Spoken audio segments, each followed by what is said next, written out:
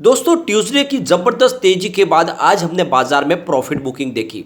Tuesday को बाजार में बहुत ही ज़बरदस्त तेज़ी बनी थी, जहां पे देख सकते हो कि करीब 1500 पॉइंट की बम्पर तेज़ी पिछले कई दिनों के बाद रिकॉर्ड तोड़ तेज़ी देखी थी और उसके बाद में प्रॉफिट बुकिंग लाजमी थी। तो आज प्रॉफिट बुकिंग हुई है और इसके पीछे वजह बनी इंटरनेशनल मार्केट में दबाव और फिर प्रॉफिट बुकिंग लगातार रही और लगभग आप देखें तो आज बीएसई सेंसेक्स 58,766 के स्तर पर क्लोजिंग थी, जहां पे 770 पॉइंट की गिरावट थी। 1.29% गिरा बीएसई सेंसेक्स। निफ्टी 50 की बात करें तो 17,542 पर आ चुका है, जहां पे हमें 1.22% की गिरावट देखने को मिली। तो ये एक प्रॉफिट बुकिंग है और ये प्रॉफिट बुकिंग कहाँ से हुई इसको भी आगे डिस्कस कर लेते हैं। निफ्टी एनर्जी की भी बात करें तो यहाँ पे दबाव था आज काफ़ी ज़्यादा।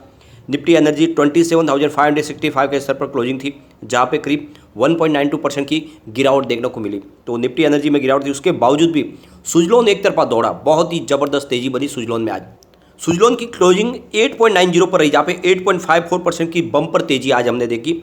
भले ही इसकी जो शुरुआत काफ़ी सुस्त हुई थी और लो भी बना 8.10 का, लेकिन उस लेवल से देखें तो लगभग 90 पैसे की आज ज़बरदस्त जंप हमने देखी है इंट्राडे के अंदर। काफ़ी अच्छा स्टॉक दौड़ा है और इसके पीछे वजह बनी ज़बरदस्त बड़ी डील। यहाँ पे आप देख सकते हैं इसके वॉल्यूम का एनालिस करके।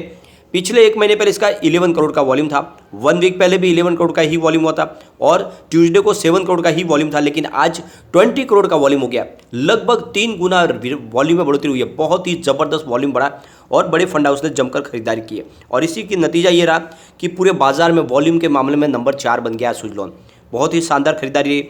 अब सुजलोन के रिटर्न को देखें तो पिछले एक महीने के हिसाब से इसने 27.79% का बम्पर पॉजिटिव रिटर्न दे दिया, यानी लगभग 28% का शानदार रिटर्न दिया पिछले एक महीने में। काफ़ी अच्छा स्टॉक ने परफॉर्मेंस दिखाई है और अभी स्टॉक काफ़ी मजबूत लग रहा है। यहाँ पे सबसे बड़ी बात निकल के आ रही है, आज हमारे घरेलू बड़े फंड हाउस ने भी जमकर खरीदारी की है सुजलोन में और आप देख सकते हो कि जो स्टॉक वाकई मजबूत है वो तो दौड़ेंगे ही दौड़ेंगे।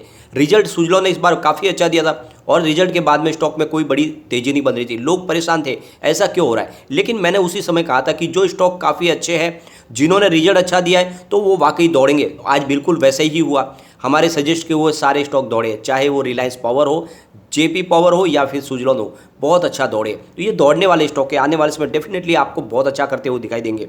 यहाँ पे विंड एनर्जी की बात करें तो सरकार ने कमर कस ली है। विंड एनर्जी सेक्टर को बहुत ऊपर लेके जाने वाली है सरकार।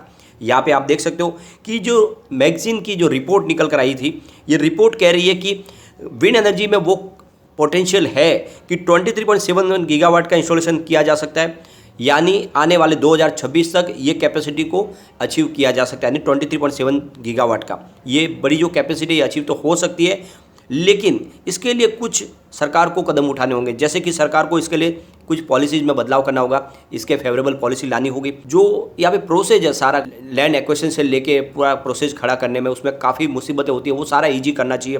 तो एक तरह से देखें तो कुछ सरकारी जो है कायदे कानून में बदलाव करना होगा। ये सब हो जाएगा तो ये पूरा टारगेट आराम से अचीव हो सकता है और सरकार ने इसकी तरफ कदम उठाने शुरू भी कर दी है। सरकार जल्द ही ऑफशोर विंड टर्बाइंस के लिए पीएलआई स्कीम लॉन्च करने जा रही है और इस स्कीम के तहत आने वाले समय में सुजलोन को भी बड़ा फायदा हो सकता है। वैसे सुजलोन के जो चेयरमैन है तुलसी तांती, उन्होंने पहले भी सरकार से कहा था कि हमें इस सेक्टर में बहुत ज़्यादा मदद की जरूरत है। अगर सरकार मदद देगी तो हम उस टारगेट को अचीव कर सकते हैं जो सरकार ने अपनी तरफ से सेट किया है 2030 तक के लिए 500 गीगावाट का। तो अब सरकार ने उसकी तरफ कोशिश शुरू कर दी है और इसका नतीजा जल्दी हमें देखने को मिलेगा। और ऐसे में इंडिया की नंबर 1 कंपनी है विंड एनर्जी सेक्टर में सुजलोन, उसको फायदा होना ही होना है। यहाँ पे कर्नाटका सरकार ने जो सरकार की तरफ से ग्रीन ओपन एक्सेस सिस्टम लागू किया है, उसके लिए उन्होंने नोटिफिकेशन जारी कर दिया है। ग्रीन ओपन एक्सेस सिस्टम के तहत छोटे बिजनेस घराने जो बहुत ही छोटे यानी 2-4 एम्प्लॉयज़ के साथ काम करने वाली जो छोटे से एसएमईज है, वो भी अब ग्रीन ओपन एक्सेस का सिस्टम का फ़ायदा ले पाएंगे, यानी वो अपने लिए ग्रीन एनर्जी का इस्तेमाल कर पाएंगे और सरकार से उसकी डिमांड भी कर पाएंगे और एक साथ में उनको ग्रीन एनर्जी के लिए जो इस्तेमाल करेंगे उनको एक ग्रीन सर्टिफिकेट भी मिलेगा और साथ में उनको बहुत सारी सब्सिडी भी मिलने वाली है। तो सरकार प्रमोट कर रही है ग्रीन एनर्जी को और इसीलिए ग्रीन ओपन एक्सेस सिस्टम लाया है। इसके तहत अब किसी भी राज्य में कहीं पर भी कोई भी ग्रीन एनर्जी का इस्तेमाल कर पाएगा। उसको जरूरी नहीं है कि डिस्कॉम से भी वो मांग के ग्रीन एनर्जी के लिए डिमांड कर सकता है। तो कुल मिला के कर्नाटका सरकार ने इसकी पहल कर दी है और यहाँ पर जल्दी ही इसके लिए लोगों की राय मांगी है। फिलहाल इसको 3 कैटेगरी में बांटा गया है, जिसमें long term open access consumer system, एक medium term open access system और एक short term open access system. जिसको लोगों को जो पसंद होगा उसके हिसाब से वो एप्लीकेशन कर सकते हैं और उनको ग्रीन एनर्जी का पूरा फायदा मिल सकता है। कुल मिला के आप देख सकते हो कि सरकार की जो कोशिश है ये आने वाले समय में ग्रीन एनर्जी सेक्टर में एक बड़ा रिवॉल्यूशन लाने को तैयार हो चुकी है। जब शुरुआत में सरकार ने ग्रीन ओपन एक्सेस सिस्टम लाया था तब उन्होंने इसकी जो कैपेसिटी रखी थी यानी मिनिमम कैपेसिटी वो करीब 1 मेगावाट की रखी थी और इस वजह से काफ़ी छोटे जो घराने जो बिजनेस करते हैं उनको इसका फ़ायदा नहीं मिल पा रहा था क्योंकि उतना इलेक्ट्रिसिटी का उनका कंजम्पशन नहीं हो पा रहा था और वो इसलिए ग्रीन एनर्जी का इस्तेमाल नहीं कर पा रहे थे। तो इस तकलीफ को जानते हुए सरकार ने अब इसकी लिमिट को घटा दिया यानी 100 किलोवाट कर दिया है। तो ये आप देख सकते हो अब कोई भी उसका इस्तेमाल कर पाएगा ग्रीन एनर्जी का और उसके लिए वो एलिजिबल हो जाएगा। तो कुल मिला के सरकार के जो ये रूल्स है ये आने वाले समय में विंड एनर्जी सेक्टर में बहुत बड़ी तेज़ी लाने वाले। साथ में अगर आप देखें तो सरकार जल्द ही विंड एनर्जी सेक्टर के लिए एक नई पॉलिसी लाने जा रहे हैं। साथ में इसमें जो भी कमियां उसको भी पूरा किया जाएगा और जो इसकी ई रिजर्व ऑक्शन बिडिंग पॉलिसी है जिसको पसंद नहीं किया जा रहा है, कहा जा रहा है कि इसकी वजह से एक हेल्दी कंपटीशन नहीं हो पा रही है तो उसको अभी बंद किया जा रहा है। उसकी जगह पे नई बिडिंग पॉलिसी लाई जा रही है। तो ये ई ऑक्शन के लिए जो पॉलिसी है उसकी जगह पर नई ऑक्शन पॉलिसी आएगी जिसकी वजह से नए इन्वेस्टर भी आ पाएंगे इसमें इस सेक्टर में।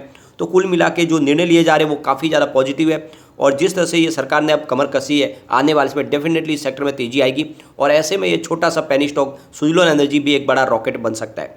यहाँ पे आप देखें तो ट्यूसडे के दिन आपने देखा होगा कि एफआई ने जमकर खरीदारी की हमारे बाजार में और हमने ऑलरेडी पहले डाटा भी शेयर किया है कि उनकी जो इन्वेस्टमेंट आ रही है पूरे एशिया के बाजार में उसमें 76% हिस्सेदारी सिर्फ इंडियन मार्केट की है यानी उनकी पहली पसंद बन गया इंडिया का मार्केट।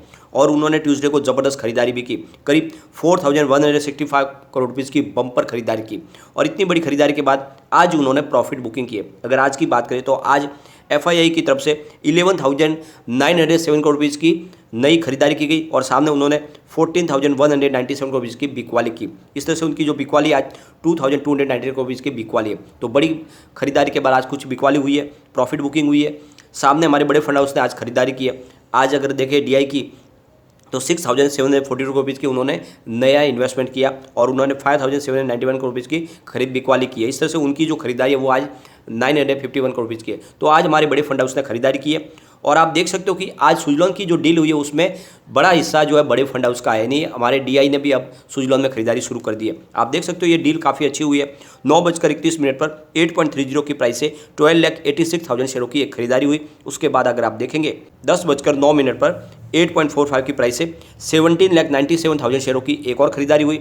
उसके बाद में फिर आप देख सकते हो 1:26 पर 8.60 की प्राइस से यहाँ पे करीब 13,19,000 शेयरों की एक और खरीदारी हुई।